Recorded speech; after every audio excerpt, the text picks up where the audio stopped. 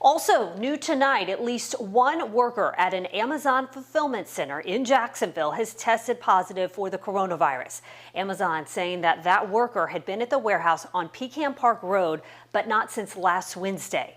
Alex Ositis is on your side. He first broke this story online this afternoon, and he has more details for us, all new tonight at 5. Amazon confirming that employee is in quarantine. They add that they're even taking enhanced measures of cleaning at that Northside facility. A spokesman for the online retailer sending us this statement, quote, "We are supporting the individual who is recovering. We are following guidelines from local officials and are taking extreme measures to ensure the safety of employees at our site." That spokesman went on to explain employees have been told about the situation and Amazon is conducting contact tracing.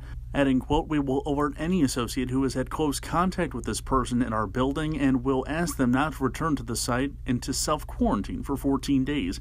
We will pay them for their time at home," end quote. We heard from 3 employees at that fulfillment center who wanted to stay anonymous, afraid they might lose their jobs for speaking out. They said the company didn't alert everyone, and one person said that they even learned about this from our online story.